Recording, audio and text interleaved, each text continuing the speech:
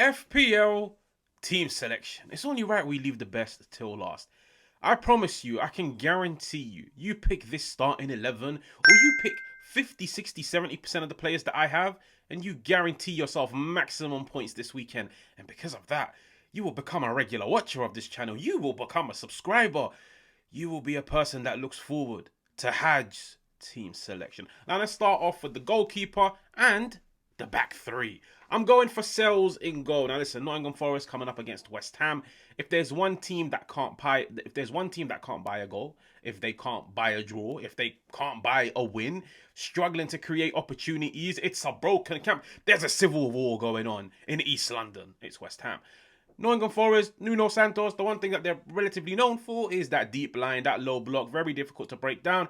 I predict this will be the first time this season Nottingham Forest get their clean sheet. And because of that, I've got Sells in goal. Now, the back three, I've got Reece James. Reece James, fair enough, he didn't start last weekend, but that guarantees him minutes. That guarantees him a starting position this week. Fulham, London Derby. But Reece James, for me, I feel like he's been oozing. Like, he's been playing the game. Even when he comes off the bench, he's contributing in the final third. And I feel like also Chelsea, they stand a very high chance of securing a clean sheet against Fulham. Then I've got Patrick Dorgu. This is the surprise, but this is the differential. This is the one that had me thinking outside the box. And this is the one that I feel like might surprise a lot of people, especially on the weekend. Manchester United at home against Burnley. Listen, they've just been knocked out by Grimsby. The camp is not good. The environment around Old Trafford isn't the best. But if there's a game to get the ball rolling again, Burnley, Old Trafford.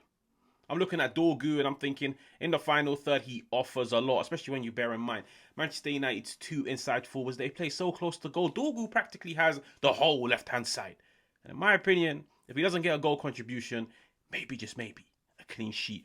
Now, the other centre half I have is Milinkovic. Pretty self-explanatory, very similar to what I said about Nottingham Forest. Now, let's go into the midfield. Number one, Mo Salah. You're at the team. Mo Salah was in my team for the past 2 weeks, but I'm just looking at Mo Salah's overall performances this season. And fair enough, some might say FPL was an assist game. He got himself a goal against Bournemouth and he got himself an assist against Newcastle.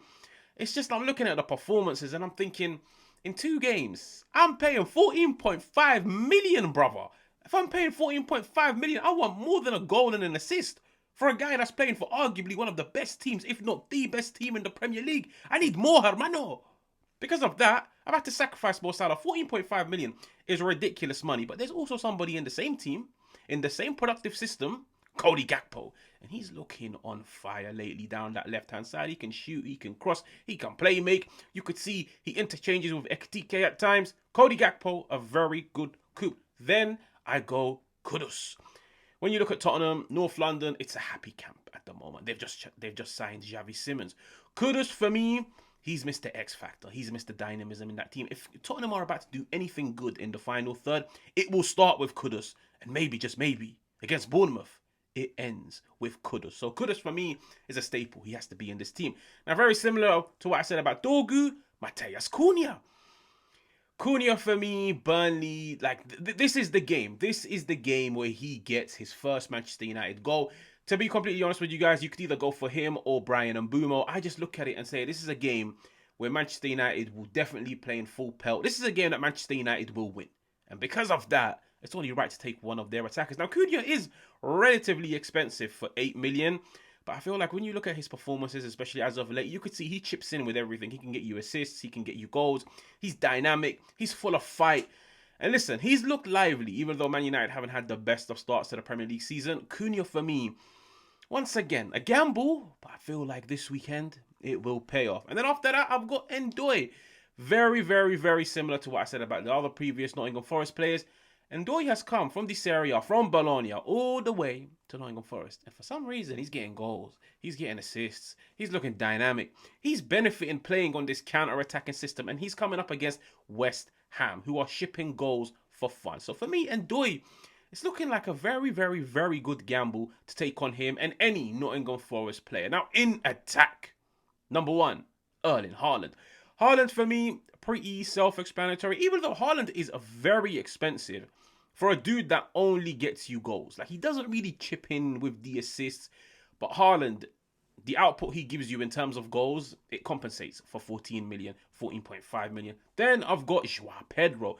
Pedro, listen, that performance against West Ham, it moved mountains because you could see he can score you everything. He can be the fox in the box. He can be the dynamic player outside the box. He can be the connector, the facilitator. He can chop and change with his teammates.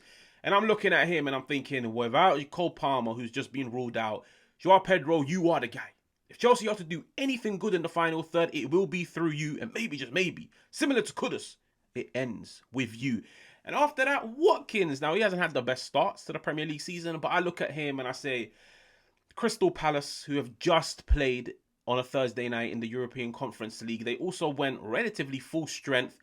They're going to be tired. I feel like Palace will be tired. And Aston Villa, listen, they need to get the ball rolling. They haven't had the best of starts to the season, but eventually they need to start winning some games. And to do that, they need Watkins to be back on the score sheet, to be scoring goals. If Villa play well, Watkins scores. If Villa win, Watkins is guaranteed something.